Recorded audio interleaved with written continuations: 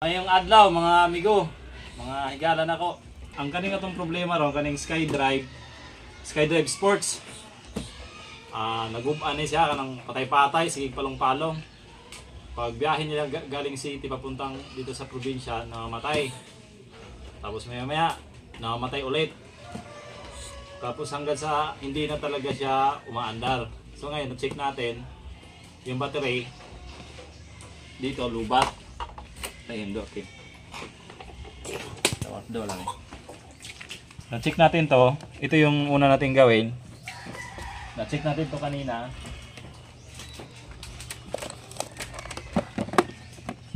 Lubat. 11.27. Ngayon, i-check natin kung may charging. Ito yung una natin gawin. So, i-start natin.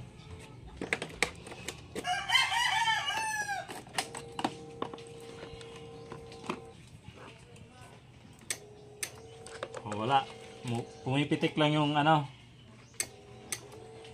Ayaw mag-start, so hindi kaya.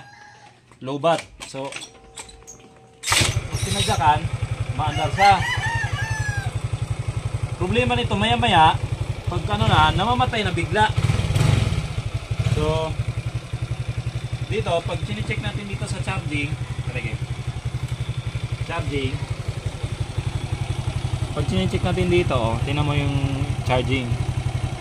9.24 o 8, nagda-drop sa 8, 9. I-rev natin ng konti ha.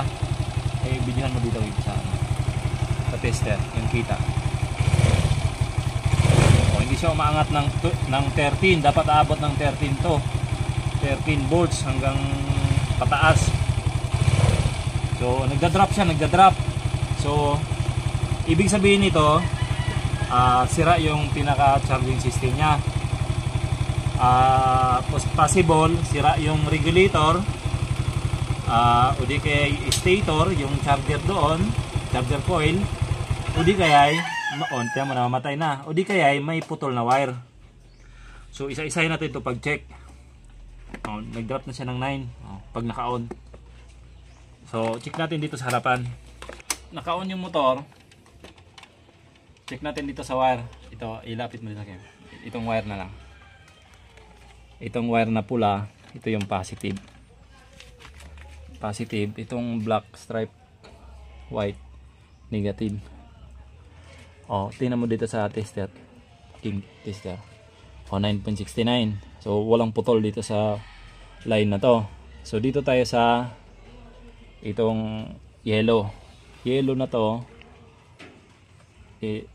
Itong yellow na dalawa, ito yung galing dito sa sa stator coil, yung dalawang wire na to. Pwede natin itong bunutin, ganyan. Bunutin natin.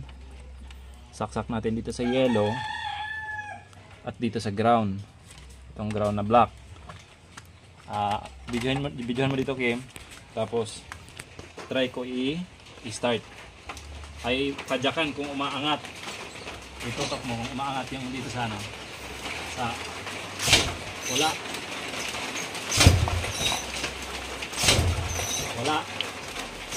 walang umaangat. So may problema na dito sa isang dilaw. Lipat natin dito sa isang dilaw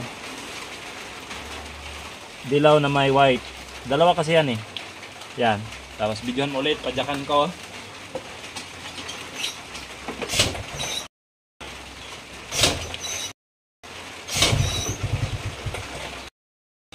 So yan. Ibig sabihin tong yellow na to, yellow wire, may problema to doon sa galing sa stator. So bubuksan natin doon sa stator para matingnan natin yung wire papunta dito sa ibabaw. Tetest natin kung walang putol dito doon sa baba papunta dito, o di kaya kung hindi putol, possible na nasira yung pinaka stator coil doon sa baba. Okay, tara. So mao ni diri ang stator dire. So mao ni ang mga sakit. Nakabalot ng goma. To. So check natin itong mga wire na to. Itong dalawang wire na to, itong mga yellow na to. Okay, dara tingnan mo na. Parang may putol na tong yellow Tingnan mo, sobrang nipis. Pakita natin. Oh. Parang may putol na yung yelo. Parang nakiskis. So, teka lang. Baklasin muna natin to dito para medyo hindi tayo mahirapan. Mukhang may putol na dito sa yelo. Sana putol lang, walang sira. Sige, tatanggalin natin tong air filter para medyo maluwag.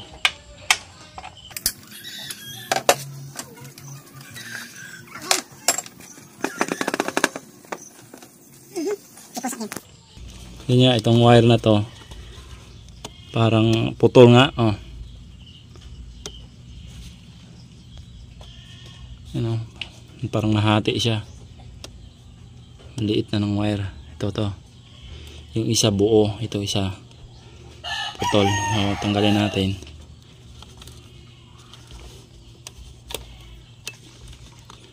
Tanggalin natin lahat to.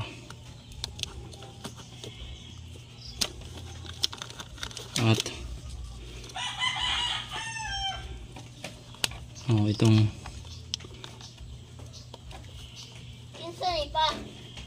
kita niya na yung wire. Ano? Putol. Yan putol na yung gitna. Lapit pa yun. Yan yung laman sa kabila. Ito kabila balat na lang yung nagdugtong. Putol ang isa. Ito yung sa charging. Sana pag naidugtong natin to, okay na. Para walang problema yung customer natin. Itong iba, check natin to kung okay naman to sa pulser na to. Pulser tsaka sa... So, dugtungin natin to. Then, try natin ulit paanda rin. Okay. Ito na, itong birahon ha. Kuma na lang. So, babalatan natin to tapos dugtungan ng maliit na wire. Tapos, ihinangin na natin para hindi mag-lose connection. Okay, balatan ko muna.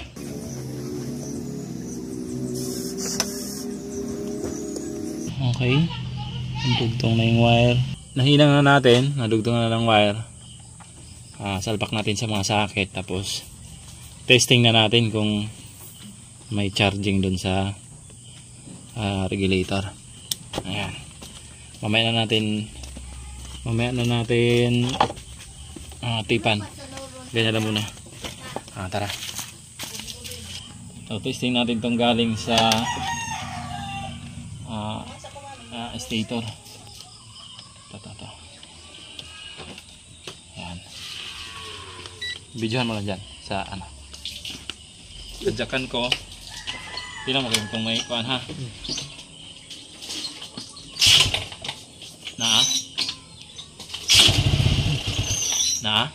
Meron. Niangat na? Kanina wala yan kabila. Naa. Yan na. Okay. Tapos testing natin dito sa battery. Battery ta.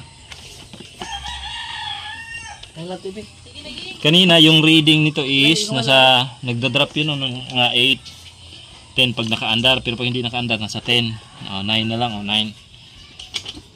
Kita sa video. 9. I-on natin. Tara.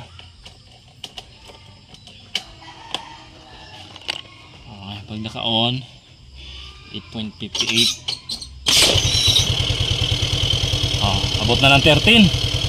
14 volts na. So ibig sabihin good charging na yan, 14 volts. Hindi na to namamatay yung motor na to. 13 volts. So okay na. So yun lang yung ating video ngayong araw. 13.72 na. Okay, satisfied na, pwede na bumiyahe. Okay, yun lang mga igala. See you sa next vlog natin. Okay, ayusin lang natin ito ng electrical tape.